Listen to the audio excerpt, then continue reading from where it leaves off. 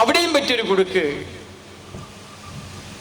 ക്ഷേത്രം ഒരു ധീവര സമൂഹം അമ്മ കിട്ടിയതുകൊണ്ട് പൂജക്കും പ്രതിഷ്ഠാകർമ്മങ്ങൾക്കും ആളെ കിട്ടിയില്ല. അപ്പൊ അന്ന് സാമാന്യം പണ്ഡിതനായ രാംകുമാറിന്റെ അടുത്ത് ഈ വിവരങ്ങൾ എത്തുന്നു. അദ്ദേഹം വിധി എഴുതി, അമ്മേ തീർച്ചയായിട്ടും ഈ ക്ഷേത്രം ബ്രാഹ്മണർക്ക് ദാനം ചെയ്യുക, എങ്കിൽ അവിടെ പൂജക്കും മറ്റും നമുക്ക് ആളെ സംഘടിപ്പിക്കാം. അത് കേൾക്കേണ്ട താമസം അപ്പോൾ തന്നെ അമ്മ അങ്ങോട്ട് എഴുതി വെച്ചു. രാംകുമാർ തന്നെ അവിടുത്തെ പ്രതിഷ്ഠയും ബ്രഹ്മകലശവും ഒക്കെ ചെയ്തു. വലിയൊരു പൂജാരി കിട്ടുന്നത് വരെ അവിടെ തന്നെ അമ്മയുടെ പൂജയും ഭവതാരിണി മാതാവിൻ്റെ പൂജയും ചെയ്യുവാൻ വേണ്ടി രാംകുമാറിനെ പ്രേരിപ്പിച്ചു. ഓ അമ്മ ചെയ്യാമല്ലോ. പക്ഷെ അപ്പോഴും അനുജൻ ഗദാധരൻ അത്ര അടുത്ത് പോയില്ല. ഒരു ദിവസം റാണി രാസമണി ദേവിയുടെ ജാമാതാവ് മകളുടെ ഭർത്താവ് മധുരനാഥ് വിശ്വാസ് വൈകുന്നേരത്തെ ഗംഗാ നിളങ്കാറ്റും കൊണ്ട് ആ തീരത്തുകൂടി നടക്കുമ്പോൾ ഒരു ബ്രഹ്മനാദം കേട്ട് അദ്ദേഹം ആശ്ചര്യചകിതനായി. ഇതിനു മുമ്പ് ഞാൻ ഇവിടെ ധാരാളം നടന്നു പോയിട്ടുണ്ട്, ഇന്ത്യ വരെ കേൾക്കാത്ത ഒരു ബ്രഹ്മനാദം എവിടെ നിന്നാണ് അലയടിച്ചു വരുന്നത്. ശ്രദ്ധിച്ചപ്പോൾ ഒരു കുറ്റിക്കാട്ടിനകത്ത് നിന്ന് അവിടെ നിന്നാണ് നാദത്തിന്റെ ഉത്ഭവം. ശ്രദ്ധിക്കൂ.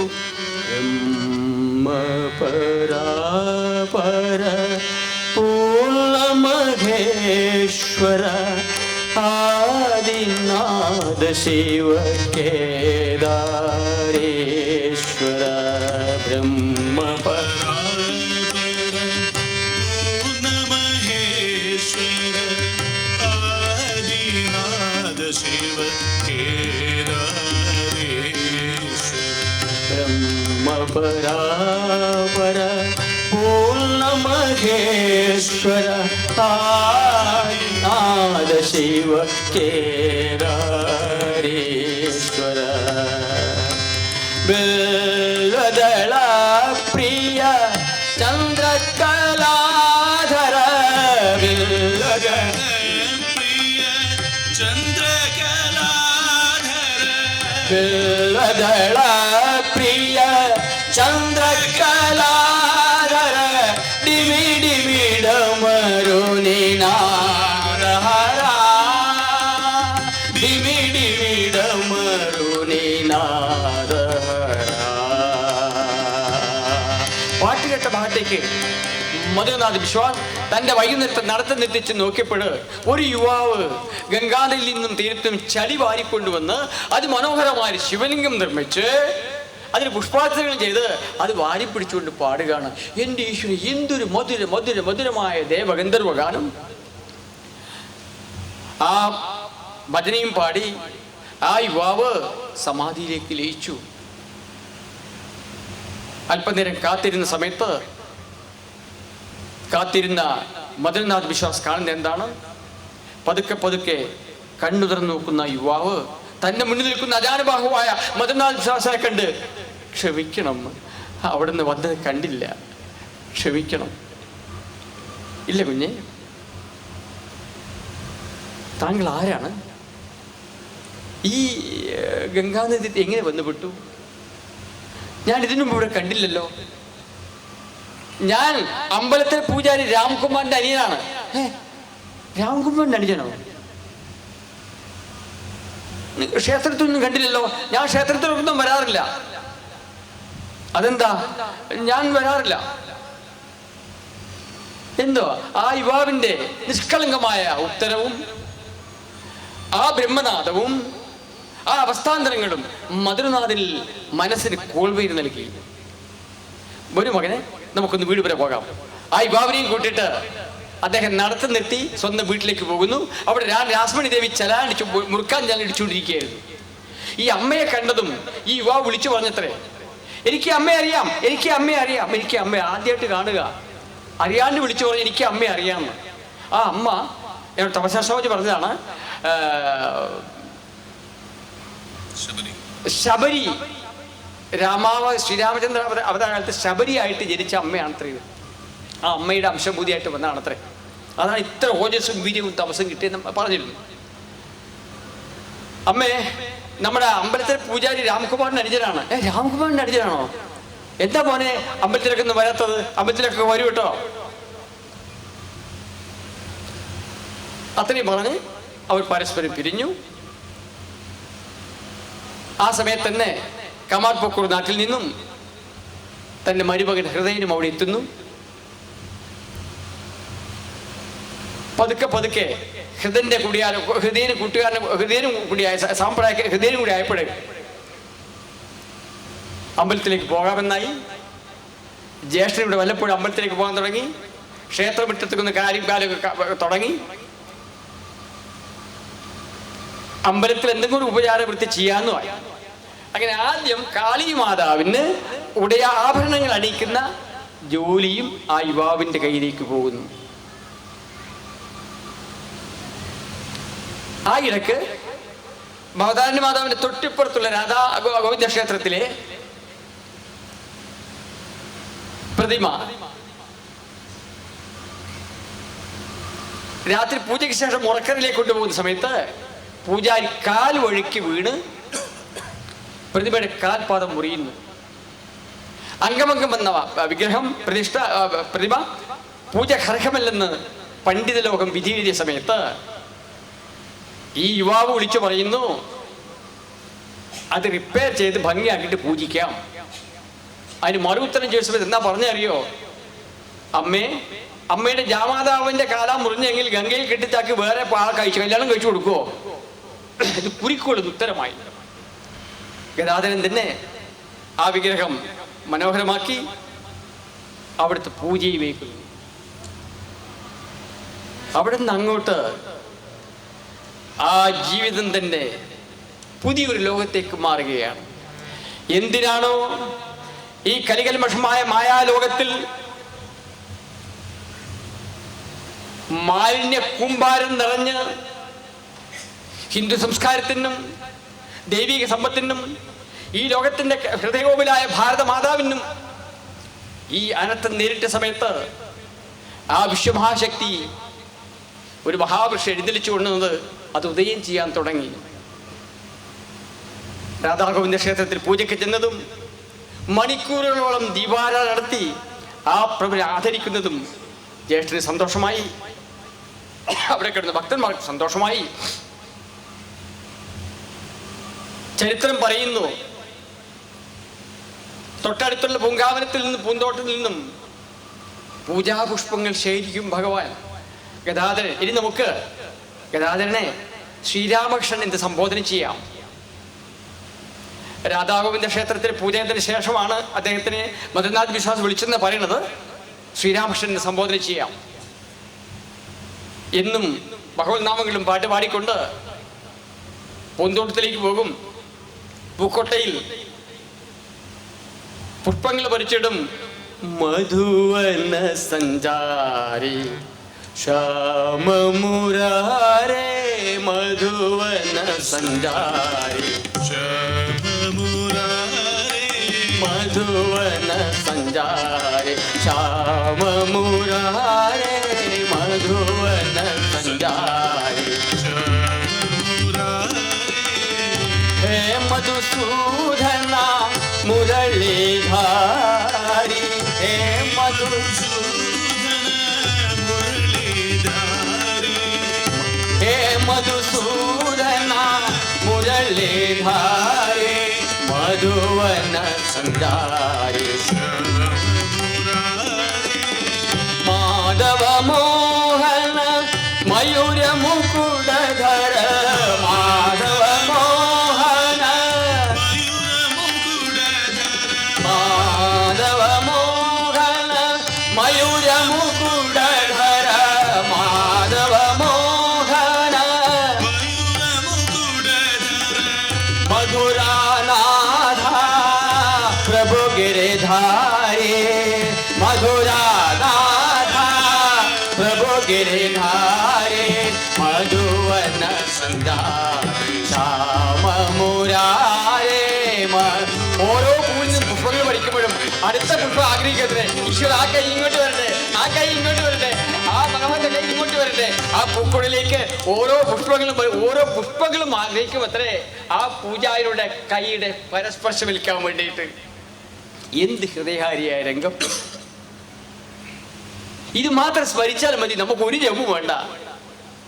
ആ പ്രഭു രാധാഗോവിന്ദനെ ദർശിക്കാൻ വേണ്ടിയിട്ട് ആ പൂന്തോട്ടം ശേഖരിക്കുന്ന ഇതൊന്ന് വിഷ്വലൈസ് ചെയ്താൽ മതി നമുക്ക് ഈശ്വര സാഹിത്യം നേടാൻ വേണ്ടി. ജ്യേഷ്ഠന് സന്തോഷമായി, അവിടെ പൂജയ്ക്ക് ആൾക്കാർക്ക് സന്തോഷമായി, ആ അമ്പലത്തിന്റെ മുഖച്ഛായ തന്നെ മാറാൻ തുടങ്ങി. ഒരു ദിവസം വൈകുന്നേരം രാമകുമാർ, അനുജ എനിക്ക് പ്രായമായി, കാളിമാതാവിൻ്റെ പൂജ ഇനി നീ തന്നെ ചെയ്യണം. ആ സമയത്ത് തന്നെ യദൃശ്യ മധുരനാഥ് വിശ്വാസം അവിടെ എത്തി. പക്ഷെ ആദ്യം ഗദാധരൻ ശ്രീരാമകൃഷ്ണദേവൻ അതിന് തയ്യാറായില്ല. ജ്ഞാനമെനിക്കില്ല,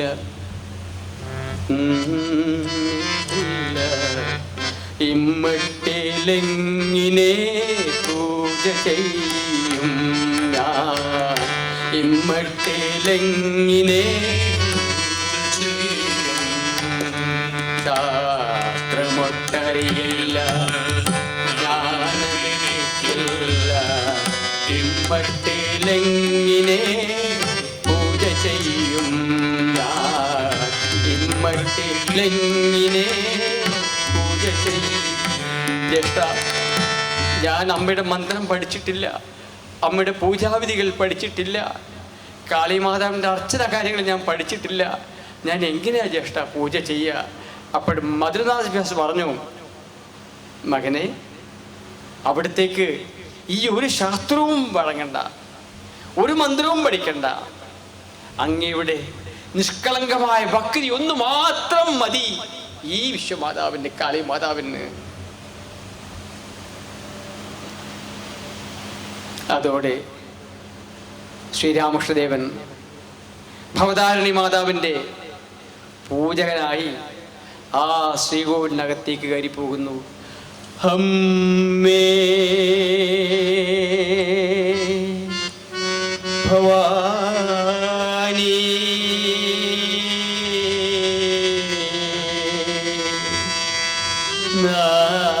നാരായണീ അഗ്നിസ്വരൂപിണി കാത്യായനീ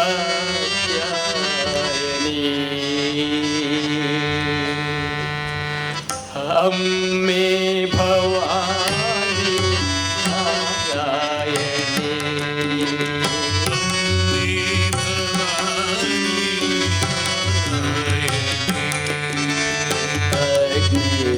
അഗ്നിസ്വരൂപിണി കാത്യായനീ അഗ്നിസ്വരൂപിണി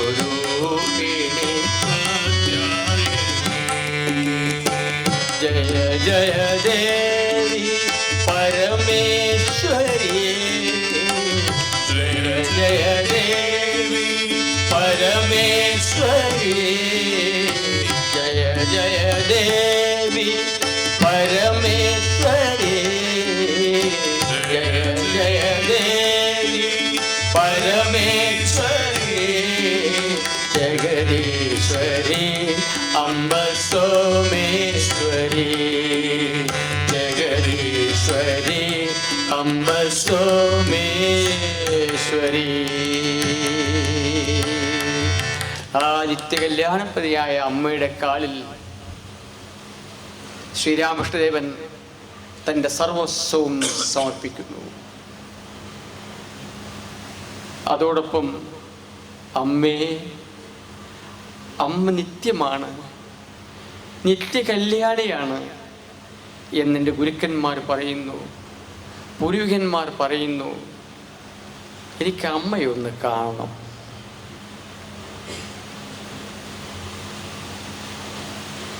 മണിക്കൂറുകളോളം ആ ദിവ്യമാതാവിൻ്റെ പൂജയും ചെയ്ത് അമ്മയുടെ ഉടയാറുകളും പിടിച്ച് നൃത്തമാടി അമ്മയുടെ ശ്രീമുഖത്ത് നോക്കി, അമ്മേ അമ്മേ അമ്മേ അമ്മേ അമ്മേ അമ്മേ, എനിക്ക് അമ്മയെ കാണണം.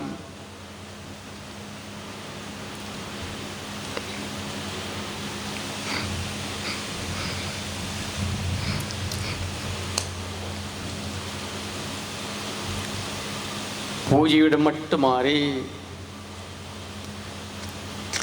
തീവ്രമായ വികാരങ്ങൾ ഓരോ പുഷ്പം ആ തൃപ്പാദത്തിലേക്ക് അർച്ചിക്കപ്പോഴും മനോമുഖത്തിൽ തെളിഞ്ഞു. അമ്മ സത്യമാണ്, അമ്മ നിത്യമാണ്, അമ്മ എനിക്കൊന്ന് കാണണം. നല്ല ആഗ്രഹം. ഒരു ശിശുവിന്റെ ശിശുകരമായ വാത്സല്യത്തോടെ, ഭാവത്തോടെ, തീവ്രതയോടെ അമ്മയെ കാണാൻ ആ ഹൃദയം വെമ്പുന്നു. രാവുകൾ, പകലുകൾ ഏതോ നിശ്ചല വസ്തുവിനെ പോലെ മാറി മറിയുന്നു. അപ്പോഴും മനസ്സിന്റെ ഹൃദയാന്താരത്തിൽ നിന്നും അമ്മ അമ്മ അമ്മ അമ്മ അമ്മ അമ്മ. സർവചരാചരങ്ങളും ആ അത്ഭുത ശിശുവിന്റെ ദീനരോധനം കേട്ട് മിഴിച്ചു നിൽക്കുകയാണ്. ഇതെന്തൊരു യുഗപുരുഷൻ! ചരിത്രത്തിൽ സമാനതകളില്ലാത്ത പൂജാരി ആ വിഗ്രഹത്തിന്റെ മുന്നിൽ പോയി കേഴുന്നു. അമ്മേ, അമ്മ എനിക്കൊരു ദർശനം തരൂ, എനിക്ക് അമ്മയെ കാണണം, അമ്മയുടെ അനുഭൂതി അനുഭവിക്കണം. രാത്രി ശ്രീകോവിൽ അടച്ചു കഴിഞ്ഞാൽ ഹൃദയം മെമ്പനോട് കാത്തിരിക്കും. അമ്മാവൻ എന്ത് പറ്റി? സ്വയബോധമില്ല, ഊണില്ല, ഉറക്കമില്ല. അമ്മ അമ്മ അമ്മ അമ്മ അമ്മ. ഒരു തവണ ഉറക്കം ചെട്ടി ഹൃദയം നോക്കിയ സമയത്ത് സ്വന്തം മുറിക്കകത്ത് അമ്മാവനില്ല.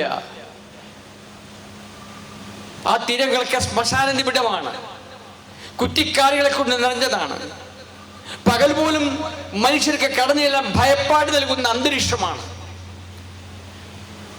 ആ സ്ഥലത്ത് പാതിരാത്രിയിൽ അമ്മാവൻ ഇവിടെ പോകുന്നു. മരം കോച്ചുന്ന തണുപ്പ്.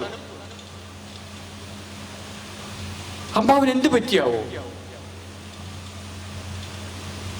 ഒരു ദിവസം ഉറക്കം നടിച്ച് ഹൃദയൻ കമ്പിളിക്കകത്ത് ഒളിച്ചിരുന്ന് നോക്കി. അതാ അമ്മാവൻ ഏതോ ഒരു ദിവ്യഭാവത്തിൽ കിടപ്പിൽ നിന്ന് എഴുന്നേൽക്കുന്നു. ആ, ഇന്ന് ഞാൻ അമ്മാവൻ എവിടെയാ പോകുന്നെന്ന് കണ്ടുപിടിക്കും തീർച്ച. വാതിൽ തുറന്ന് അമ്മാവൻ അർദ്ധബോധാവസ്ഥയിൽ പഞ്ചവടിക്കകത്തേക്ക് പോകുന്നു. ഹൃദയനും പതുക്കെ പതുക്കെ ശ്രീരാമകൃഷ്ണന്റെ പിന്നാലെ കൂടി. ഈശ്വര, ആ ശ്മശാനത്തിനകത്തേക്കാണല്ലോ അമ്മാവൻ പോകുന്നത്. എൻ്റെ ഈശ്വര! ഹൃദയൻ ഭയം കൊണ്ട് വിറക്കാൻ തുടങ്ങി. ഒളിഞ്ഞു നിന്ന് നോക്കിയ സമയത്ത് ഒരു മരത്തിന്റെ ചുവട്ടിലിരുന്ന് അമ്മാവൻ കാളി മാതാവിനെ ധ്യാനിക്കുകയാണ്. എൻ്റെ ഈശ്വര, അമ്മാവൻ എന്ത് പറ്റിയാവോ? എൻ്റെ അമ്മാവൻ എന്ത് പറ്റി? ഇങ്ങനെയും ഒരു പൂജ വൃത്തിയോ? ഹൃദയനും ഭയന്നു. ആ ശ്മശാനത്തിനകത്ത് പോകാൻ അധൈര്യം കൊണ്ട് ഹൃദയൻ എന്താക്കി? അമ്മാവനെ ഭയപ്പെടുത്താൻ കുറെ ദൂരത്ത് നിന്ന് കുറെ കല്ലും മണ്ണും കട്ടി വിരിച്ചങ്ങോട്ട് എറിഞ്ഞു. ശബ്ദമുണ്ടാക്കി. ഒരു ചലനമില്ല. ഒടുവിൽ ഭയപ്പെടുത്താൻ വേണ്ടി കല്ല് വലിച്ചെറിഞ്ഞ ഹൃദയൻ ഭയന്നുകൊണ്ട് ഓടി അകത്തേക്ക് വന്ന് വീണ്ടും കമ്പിളി പൊതി മുടി പൊത്തി കിടന്നു. പിറ്റേന്ന് പുലർച്ചെ ഏതോ ഒരു ഭാവലഹരിയിൽ അമ്മാവൻ മുറിക്കകത്ത് കയറി കിടന്നു. ഗംഗാനദിയിൽ പോയി കുളിച്ചു. വീണ്ടും പൂജക്ക് പോയി. ഈ ഭക്തിയുടെ തീവ്രത, ഈ ആഗ്രഹത്തിന്റെ ആഴം ദിനം പ്രതി വർദ്ധിച്ചു വന്നു.